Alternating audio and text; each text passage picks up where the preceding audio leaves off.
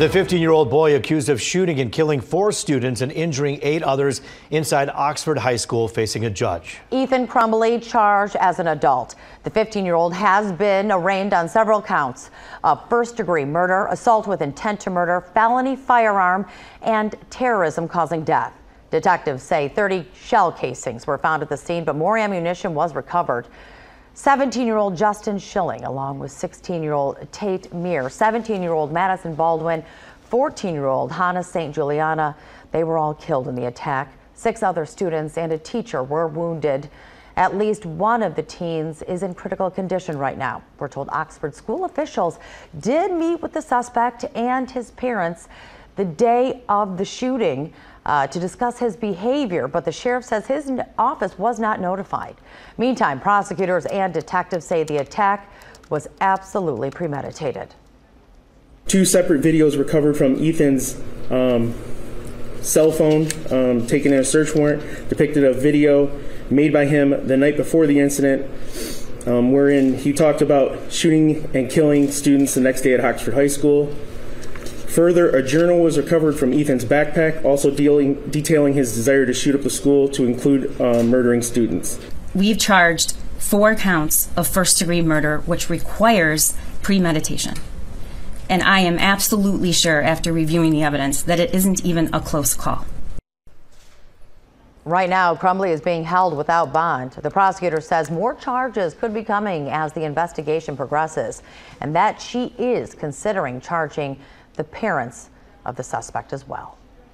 Well, we told you about that knock at the door inside of the high school. Someone saying they were a sheriff's deputy. Well, tonight, experts saying students did the right thing.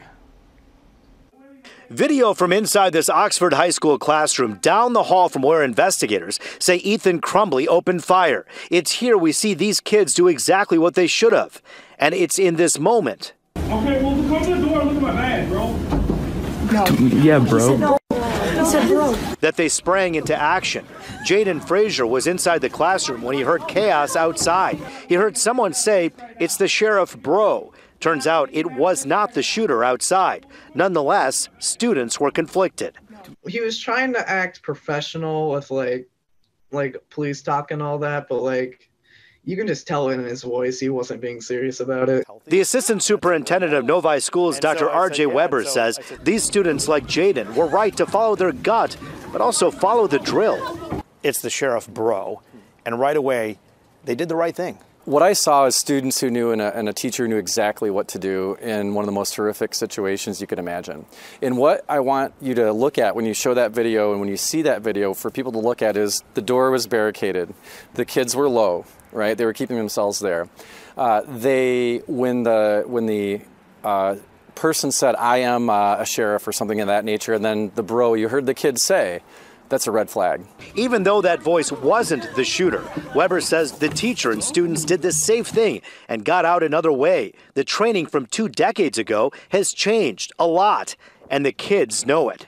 The old mantra was shelter in place, shelter in place, shelter in place.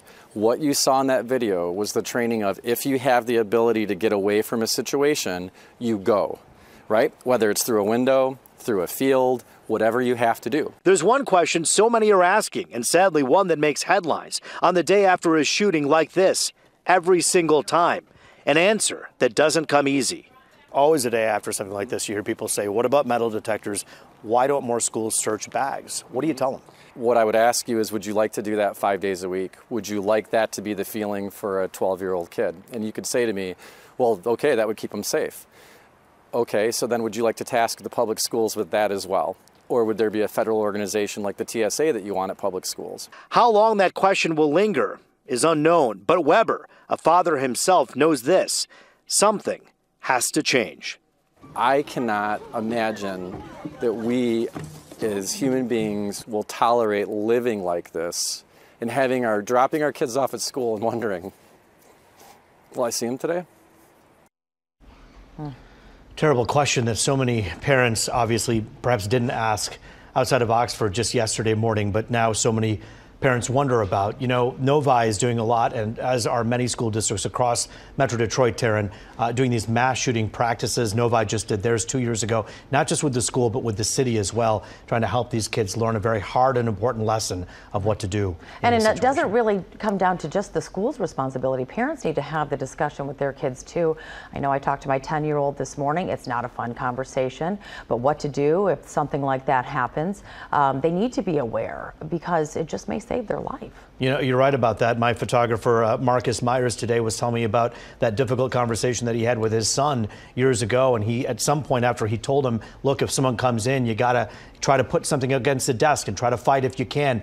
And then afterwards, he said he just shook his head saying, I can't believe I just had that conversation with my son. Yeah. This is the world we live in. It sure is, and it's very unfortunate. All right, Rube, good information there. Now, turning back to this, our story here, though, the investigators did recover the weapon used in the shooting and were seen removing guns from the home of the teen charged in the mass shooting. Yeah, and Taryn, meantime, Michigan Attorney General Dana Nessel says Michigan's laws need to change to end gun violence. Here's Fox 2's Amy Lang.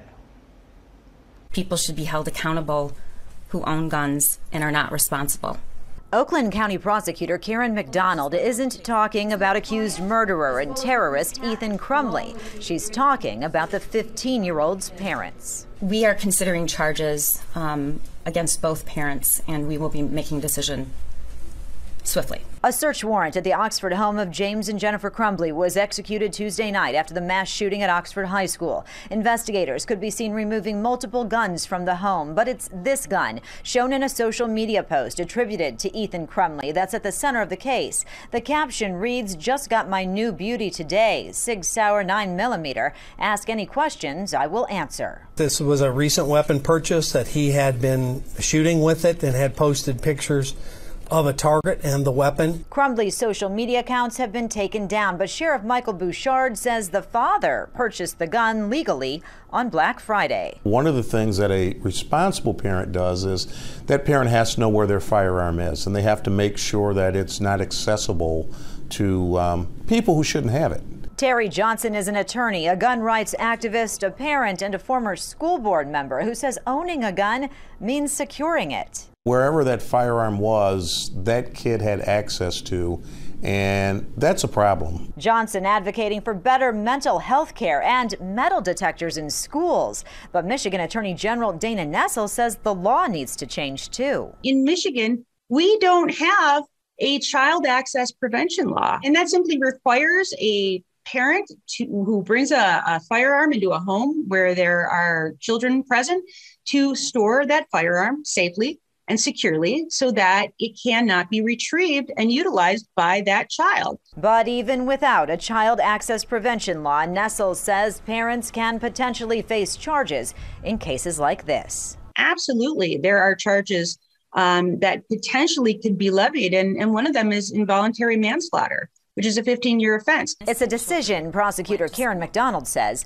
will be made soon. We're going to hold the people responsible accountable, and we're going to receive justice for these victims. In Oakland County, Amy Lang, Fox 2 News.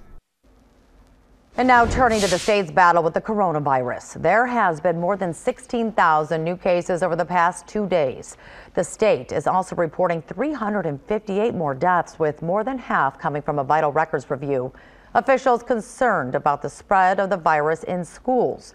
There are 93 new outbreaks inside K-12 schools and 534 ongoing outbreaks, the largest in any setting. To help slow the spread, state health leaders are urging everyone to mask up at indoor gatherings regardless of your vaccination status. I know we've got a lot to think about right now when it comes to staying healthy, but I just talked to an epidemiologist at the University of Michigan, and she says we cannot forget about the flu. The strain in particular is very important. We'll talk about that in HealthWorks. I'm Dan Miller. Coming up in sports, Tigers got their guy, Javi Baez, introduced to the media today. You'll hear all about the new acquisition coming up next in sports.